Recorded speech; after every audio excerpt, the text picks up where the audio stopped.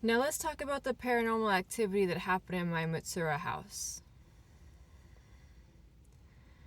Eventually, towards the end of us living there, I can stamp my name on it and say that it was haunted. But for now, it's just paranormal activity. Alright? Let's go back in time. My friends and I decided we were going to ditch. We were going to go to Yokohama and we were going to have beef bowls and we were going to walk around and do some shopping. Now, in order to pull this off, I had to leave the house with my sister, walk her to the bus stop, but not get on the bus. So I told the bus attendant, hey, I have a doctor's appointment. I'm just here to walk her. And she was like, okay. My sister got on the bus, looked at me weird, and the bus took off. Now, at this point, I know for a fact both my parents are out of the house. Everyone in this family works like clockwork. I'm making my way to the train station, and I realize, fuck, I forgot my iPod. I forgot my it was like the little shuffle one, the little one.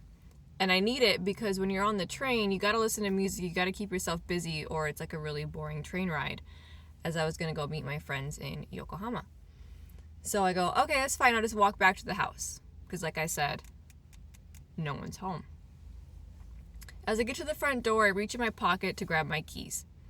And I only have one key. I don't know why I said keys plural. I have one key. It is my house key, and I have a keychain. Now I take the house key, I put it in the keyhole, but the key won't turn. I take the key out. I look at it.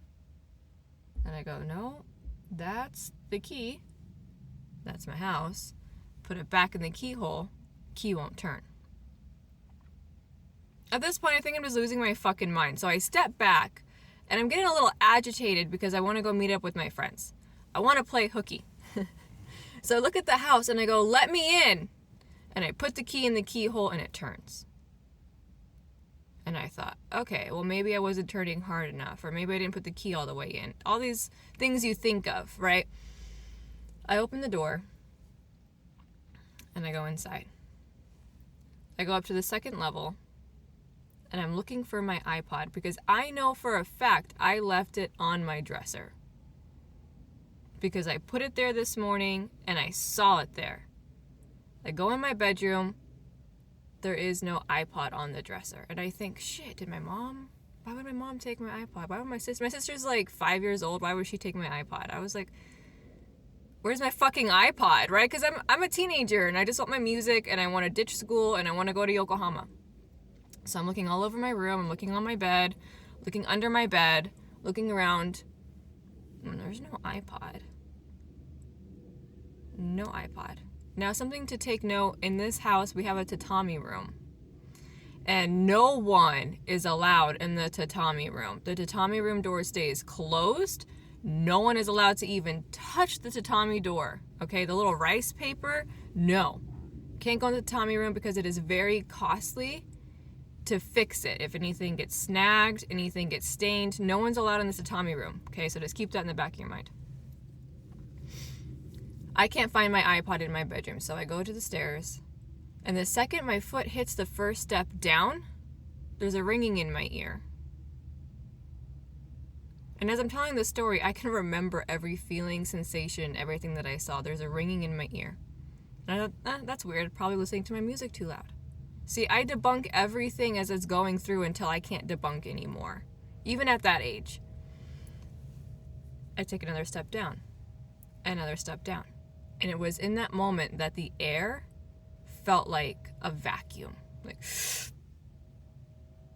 and there's a ringing in my ear. And I'm panicking. At this point, my heart is racing because I've never been in this house by myself, but I have seen and experienced a lot of things in this house. And I'm all by myself. There's no animals, no parents, no sister, no nothing. And as I'm walking down the steps, the air feels like it's getting sucked out more, sucked out more, sucked out more, to the point where I get to the bottom of the step. I'm looking straight down the hallway where I usually see the mist, keeping eye contact with that, because the last thing I want when this air is getting sucked out of me is to see this mist at the bottom of the other staircase. And I'm not even paying attention to the fact that the tatami room is wide open. Now you could think, oh, my parents opened it. Sure. Why? I don't know. No one's allowed to touch it. Tatami room, door wide open. And I think, oh, that's weird.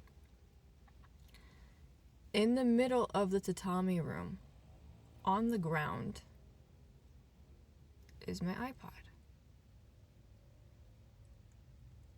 And I'm having a really hard time being okay with going in this room and getting my iPod. Like, I don't feel good about it. But I take a step in, I grab it. Oops, excuse that. I grab my iPod, I back out of the tatami room, I turn around. At this point, I'm fucking over it. I just want to go to Yokohama and hang out with my friends. I go to the front door. As I grab the handle and I'm pulling the front door closed, right before it closes, I hear shh, as if something closed that tatami door. Now, did I open the door and verify and double check? Fuck no! I slammed the door closed, locked it, hit the road. Heart's pounding, adrenaline's pounding. I got my iPod, I got my headphones attached to it. Everything I need is there. Heart is going, and I can't tell anybody about this. I can't tell my parents, hey, this happened, because they'll be like, why weren't you in school? Can't tell my sister because she's like 5 years old. Can't tell anybody. I didn't tell my friends. I didn't tell anybody. I never talked about this experience until just now, because the more I talk about my paranormal experiences, the more I'm remembering. I repressed so much of my life in Japan. So many spooky things.